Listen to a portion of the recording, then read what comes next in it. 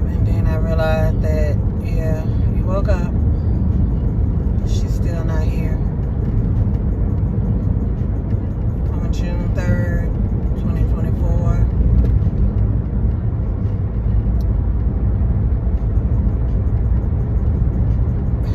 My daughter died. So did I.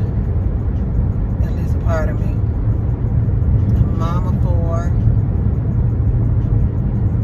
And I have 6 grandkids. One who also died. And I'll make a video of that later. On June 3rd, I woke up and I knew something was terribly wrong. I woke up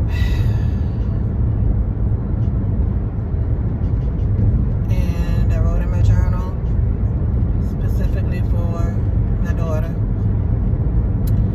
And then I got down on my hands and my knees and I prayed for her because I didn't know what was going to happen. I just knew that something was wrong, and I knew that she needed prayer. All day at work, it was crazy. It was hard. It was one of those days at work that everything was just wrong. And and I was like, this is not it. This is not why I'm feeling so bad. And that day, before I left work, I promised that I was going to talk to my daughter. We weren't talking. And so when I get home, I'm going to talk to her. And I'm going to see what I can do to rectify the situation. And then work with clients with ID, adults with ID in residential. And we had a really bad incident that day. And I witnessed that incident. And even still, I said, this is not why I'm feeling. This is not why my heart is being tugged. And so I left work after the incident was cleared. And I stopped at the store to talk to a friend of mine. And I didn't want to go home. I didn't want to go home. And I wish I had gone earlier, but something wouldn't let me go home. And I was just talking, and I saw my oldest daughter, and we talked, and we kikied or whatever, and I said, well, I guess I gotta go and do what I said I was gonna do. I'm gonna go talk to my daughter. Just to pull up at the house with the police and rescue already at my house. And my son, who I wasn't talking to at the time either, running out the house. And when he ran out, I just parked in the middle of the street and got out. And he said, it's baby doll. It's baby doll. Something not right. Something wrong with baby doll. And I knew then. And I ran in the house. And I went in my daughter's room. And there were 2 officers over her. She was on the floor. And I looked at them and I looked at her. And I ran back outside to park the car. Because it was in the middle of the street. I got in the car and I didn't move the car. And I got back out of the car and I went back in the house. And I ran back in the room. And I saw my daughter on the floor. I didn't know what to do. I couldn't do anything for her. And I kind of already knew she was gone. But I wasn't ready. So I went outside again and I got back in the car because I was going to move it. And I couldn't do it. And I went back in the house. And then it told me that I couldn't come back in the house. I had to stay outside. And of course, me being mom, I was like, I've already been in the house. I've already seen my daughter. Y'all not going to put me out my own house. And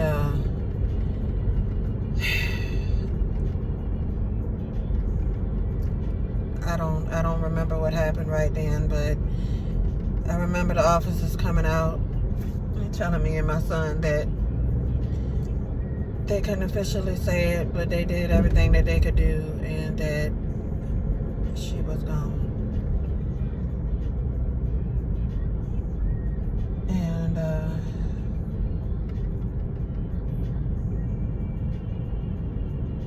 I lost my mind. I remember screaming. I remember yelling. I remember beating the house. I remember not being able to breathe. Somehow, in between all of this, I called my dad. I called him and I said, you get Kimon and y'all get here. And I mean get here. I said, don't ask me no damn questions. Just get over here. I said, get over here right now. I called my daughter. And I said, I need to speak to Kenya, her husband. And she said, what's wrong? I said, let me speak to Kenya. And I said, Kenya, I said, I need you to, and Kiki to come over here now. I said, it's baby doll. I said, I need y'all to, y'all need to get here now. And I think this was before they had told me that she was officially deceased. And I could hear Kiki. And she was like, what's wrong? I was like, just get over here. I said, Kenny, don't tell her nothing. I don't know whether I told him or not. I can't remember. I don't remember a lot. All I remember is just that awful feeling I had all day. And them telling me my daughter was gone. And her being on the floor. I'll never get that image out of my head, ever.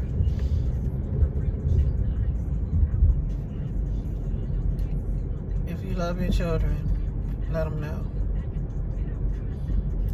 Let them know. We all go through our squabbles, you know. It would have hurt whether we were talking or not.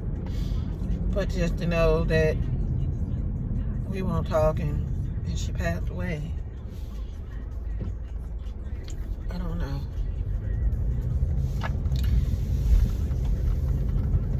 She died of a fentanyl overdose.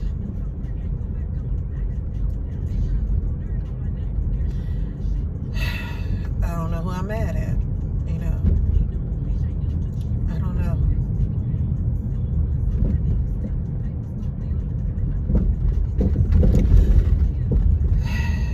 But it's only been 10 months. And it has gotten worse. Because in the beginning, I was strong. I was like, yeah, you know, I'm strong. Because I've been through it all. If you name it, I probably have been through it. And, you know, I'm just a survivor of many things. And I was like, I mean, of course I cried. I hollered. I slept. Or didn't sleep one. But when I got back to work, I did the best I could to maintain and try to get back to a normal life. But now that the anniversary is coming up, I don't really have a lot of fucks anymore because my daughter is gone. But I also have 3 other kids and grandkids and family to stay here for. But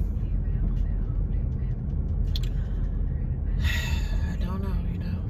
My daughter's gone. And if I would do anything for it to be me and not her. She was full of life. So talented. And she loved me. I know we weren't talking, but she loved me and I loved her. It's not fair. Not fair. She was going through so much. And she didn't mean to die. I know she didn't, but she did. And it hurt me. It broke me. It broke me. And sometimes I don't know how I do it, but I do it. Because I know if you knew me and you knew my daughter, and my daughter wouldn't let me die anyway. She would not let me give up my life because I'm going through this shit. She'd be like, bitch, get up. What are you doing? Do what you said you was going to do. Make me proud. And my daughter was not perfect. No, she was not. But she had so much life to live. So much to learn. So much ambition. But she was struggling.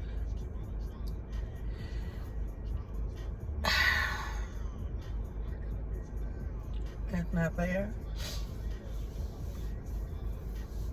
You know, if I could stop it for anybody else to have to ever go through this shit, I am sick of fentanyl. I'm just so tired. I'm tired. I hate fentanyl.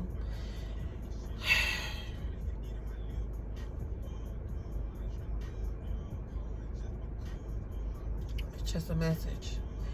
I don't have any answers. You know, if I could stop it, I don't know what to do. You can't fight it. It's out there. It's in everything.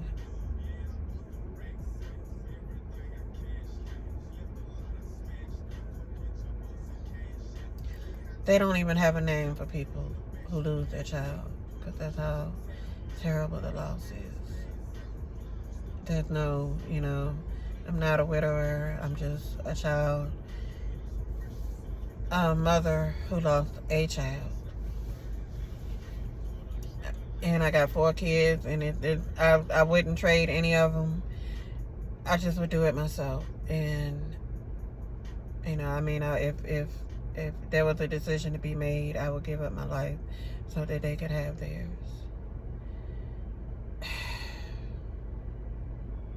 Until next time, I can't do this anymore.